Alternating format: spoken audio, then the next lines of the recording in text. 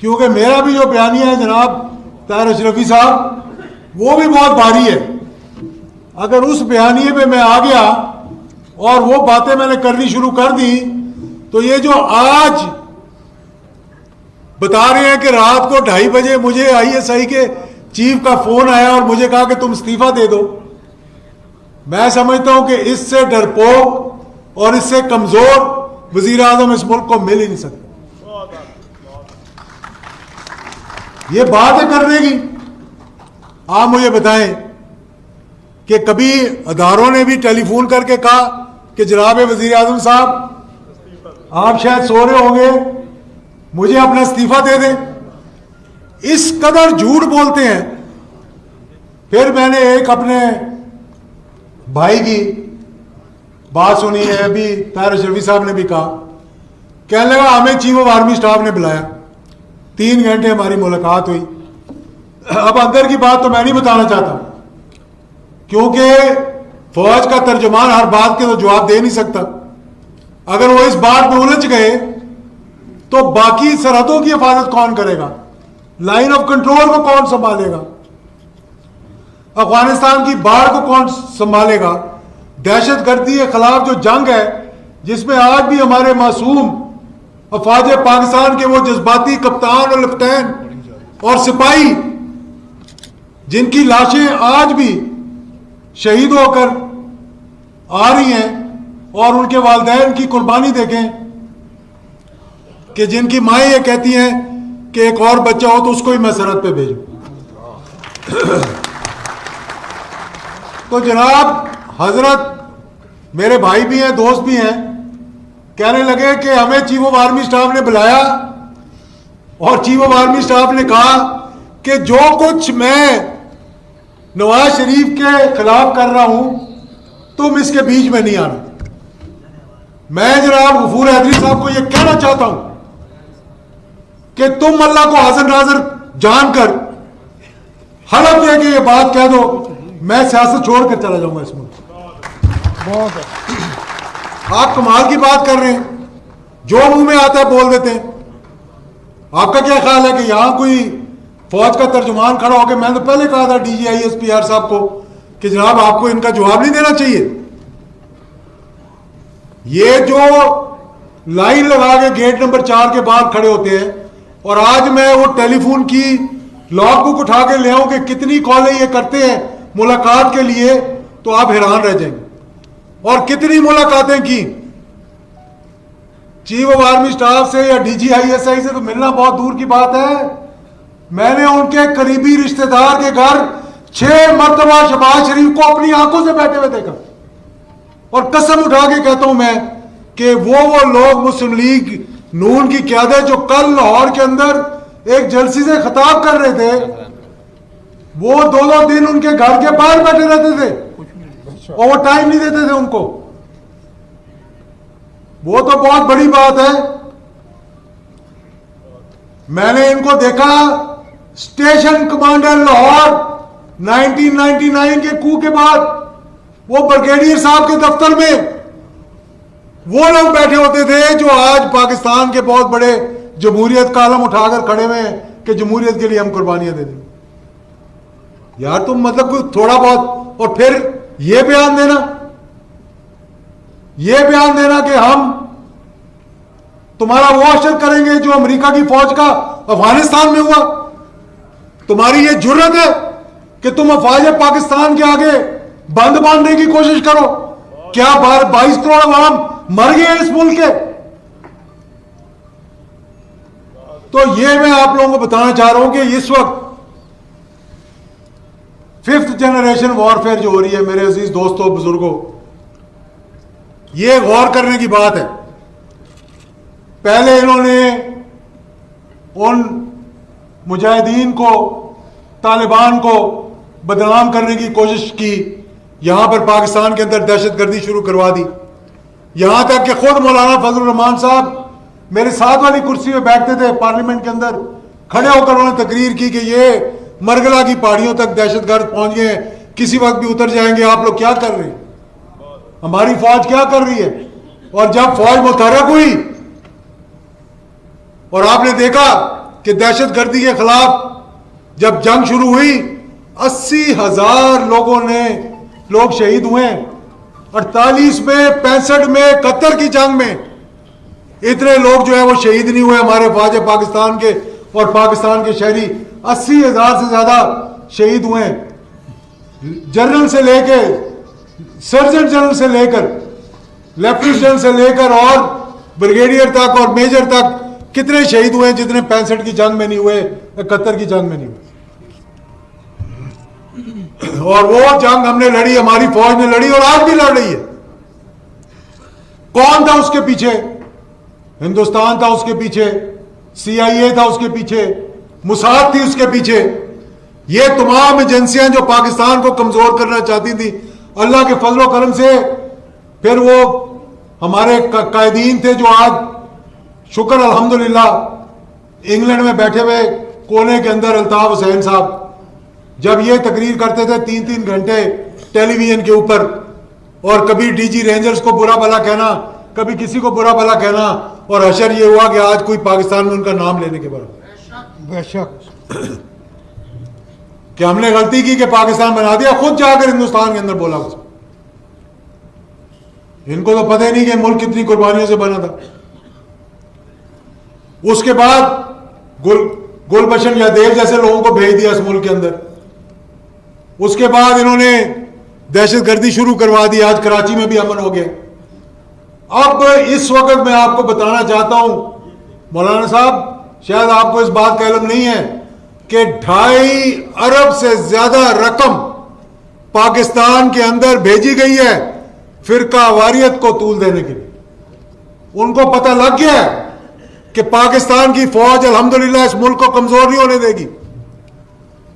अब वो क्या चाहते हैं कि शिया सुन्नी को लड़वा दें, बरेलवी देवबंदी को लड़वा दें, अहले हदीस को आपस में लड़वा दें, और एक दूसरे को बुरा भला कहें।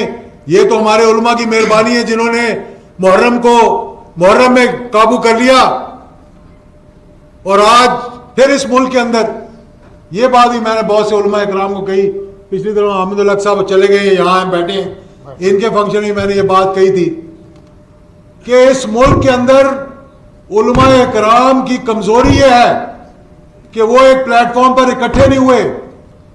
क्या ला इलाहा इल्लल्लाह मोहम्मद रसूलुल्लाह के कलमे पे ये बनने वाला मुल्क के पाकिस्तान का मतलब क्या? ला इलाहा इल्लल्लाह मोहम्मद रसूलुल्लाह। और फिर हमें इधर इस मुल्क के अंदर जहां 22 करोड़ अवाम मुसलमान है, कलमा गो है, फिर हमें तहफ़्फ़ुज़ नमूस रिसालत की जरूरत पड़े। अगर हम सब इकट्ठे हो, मैं यकीन से कहता हूं कि किसी की जुर्रत नहीं कि वो खत्म नबूवत के खिलाफ बात करे। बेशक किसी की जुर्रत हो सकती है ये हमारी अपनी कमजोरी है कि अजमत सहाबा बहुत बड़ी बड़ी रैलीज निकल रही। क्या वजह हुई है कि हमारी कमजोरी की वजह से उन पे उंगली उठी, उनके बारे में बात की गई पाकिस्तान को कमजोर करने के लिए, और हम उसका निशाना बनते जा रहे हैं। आज मैं इन लोगों से पूछता हूं कि कौन यहां पर, मैं तो उस बयानिए पे अभी आना ही नहीं चाहता। जब उस बयानिए पे आऊंगा शायद आप लोग बोझ ही ना उठा सके उसका, क्योंकि मैं इनके अंदर की बात बताऊं आपको कि ये क्या करते रहे माजी के अंदर। आज कहते हैं कि मेरे बयानिए का बोझ उठाना बड़ा मुश्किल है। कहां था वो बयानिया? मुझे बताएं, कहां था वो बयानिया जब आप जनरल जिलानी के घर बैठे के बाहर बैठे रहते थे सारा सारा दिन? किधर था वो बयानिया? कहां था वो बयानिया जब आपकी बोरी से पीर पगाड़ा ने कहा कि दाने गिरने शुरू हो गए, और ज़ियाउल हक शहीद ने जाकर कहा कि मैंने उस बोरी को सी दिया? कहां था वो बयानिया? दाने तो सारे गिर चुके थे, जा चुके थे। कहां था वो बयानिया जब ज़ियाउल हक शहीद ने कहा कि मेरी उम्र भी इसको लग जाए? वो फौज जिसने आप लोगों को पाला, कोई चीफ ऑफ आर्मी स्टाफ को अपना डैडी कहता था, कोई उसकी पार्टी का सेक्रेटरी जनरल बन जाता था। जवेद इकबाल साहब, आपका भी शुक्रिया कि आप तशरीफ लाए, खान अब्दुल कयूम खान के साथियों में से, और ऑर्गेनाइजर है खान अब्दुल कयूम खान मुस्लिम लीग के आज सूबा सरहद के। बड़ी देर से बैठे हुए हैं, इनकी उम्र भी बड़ी है। आप जैसे लोगों पे हमें फख्र होना चाहिए कि आपने मुस्लिम लीग के लिए सारी सारी उम्र गुजार दी और कंवर कुतुब साहब ने और बाकियों ने। तो मेरे दोस्तों और बुजुर्गों, मैं सिर्फ ये आपको बताना चाहता हूँ, इंशाल्लाह इस्तिकाम पाकिस्तान का सिलसिला रुकने वाला नहीं है। इंशाल्लाह ये तो इब्तिदा है, इसको इंशाल्लाह हम इंतहा पे लेकर जाएंगे इंशाल्लाह, और उस इंतहा पे लेकर जाएंगे कि जहां ये किसी की जुर्रत नहीं होगी कि पाकिस्तान के दफा के खिलाफ, पाकिस्तान की फौज के खिलाफ, पाकिस्तान की सरहदों के खिलाफ, पाकिस्तान के दुश्मन बनकर आप ये बयानियां देना शुरू कर दें। पहले भी ये हो चुका है जनाब। मुझे याद है वो दिन कि जब मैं बैठा हुआ था और मैं हैरान रह गया सुनकर कि अपने ही मुल्क के जो हमारे वजीर आजम थे कहने लगे ये बम्बई में जो हमला हुआ है ये हमने लोगों को भेजेगा। वो खुदा का खौफ करो। वो अजमल के साहब का मैं आज तक नहीं पता कि पाकिस्तानी था भी कि नहीं था। ये साजिशें हैं पाकिस्तान के खिलाफ कि जी ये स्टेट एक्टर है, ये नॉन स्टेट एक्टर है। जो पाकिस्तान का दफा करे, जो पाकिस्तान के लिए अपनी जान की कुर्बानी दे, जो पाकिस्तान, आज क्या वजह है कि अफवाज पाकिस्तान दुनिया की टॉप की फौजों में आती है। और यानी कि मुझे याद है वो 5वीं OIC की, ज्यादा टाइम नहीं लेता, मगरिब की नमाज का वक्त होने वाला है। मैं कुवैत में था, 5वीं OIC की मीटिंग हो रही थी, हम स्टेज पे बैठे हुए थे, यासिर अरफात तकरीर कर रहा था और यासिर अरफात ने कहा कि काश हमारे पड़ोस में भी एक पाकिस्तान होता और उस पाकिस्तान में एक ज़िया-उल-हक होता तो आज हम भी आजाद होते। आप लोगों को पता ही नहीं है कि अल्लाह का कितना बड़ा करम और मौजज़ा। मैं ये बात बार बार कहता हूं कि उन अफगान मुजाहिदीन को सलाम पेश किया करो जो आपकी सलामती के लिए जिन्होंने 15 लाख जानों की कुर्बानी दी। वरना आज उन्होंने तो लड़ मर लिया, अपने मुल्क का झंडा आज भी ऊंचा रखा, बरतानिया को भगाया, रूस को भगाया, अब अमेरिका को भगा रहे हैं। और भाई यहां से तो हम लोगों ने उनके कदमों में बैठ जाना था। कौन है यहां कुर्बानी देने वाले, मुझे बताएं ना जरा। बातें करने वाले बहुत हैं, तकरीरें करने वाले बहुत हैं, उनको सलाम पेश करो। अगर वो जहाद अफगानिस्तान ना होता आज पाकिस्तान का न्यूक्लियर प्रोग्राम भी ना होता। ये जो कहते हैं कि मैंने रातों रात अंदर बैठ के बम बना दिया, नहीं कौन सा नाम भी नहीं आता था, कभी टामा, कभी टोमा, कभी टीमी, और फिर साथ वाले से पूछ रहे हैं कि भाई क्या नाम था उस मिसाइल का जो आगे गिरा था, जिस मिसाइल को देखकर मैंने नया मिसाइल बना दिया। खुदा का वास्ता पाकिस्तान को बदनाम ना करवाएं। आपको इस मुल्क ने बहुत कुछ दिया, आइंदा भी देश है। अल्लाह से तौबा करें, अल्लाह से माफी मांगे। तो इसलिए मैं ये आपको कहना चाहता हूं, जो मुहिब्बे वतन लोग हैं इनकी बातों में ना आए। आप लोग देखें कि ये मुल्क हमने बड़ी मुश्किल से हासिल किया और इंशाल्लाह ये वाकई में सरदार कयूम साहब ने बुनियाद रखी थी। मैंने सरदार अतीक साहब को अगले दिन मैंने मैसेज किया कि तहरीक इस्तिकाम पाकिस्तान उन्होंने बनाई थी, हमने इस्तिकाम पाकिस्तान का जलसा किया। इसको इंशाल्लाह इन लोगों की मुशावरत के साथ इंशाल्लाह तहरीक इस्तिकाम पाकिस्तान में हम कन्वर्ट करेंगे। इंशाल्लाह पूरे मुल्क के अंदर जाएंगे, हर शहर के अंदर जलसा करेंगे और इंशाल्लाह मुहिब्बे वतन लोगों को इकट्ठा करेंगे, पाक साफ लोगों को इकट्ठा करेंगे। इस पाकिस्तान को इंशाल्लाह एक रोशन पाकिस्तान बनाएंगे। रोशन पाकिस्तान का मतलब वो है कि जहां से दीन की रोशनी निकले और सारी दुनिया को पे फैले जाके। बहुत बहुत शुक्रिया आप सबका।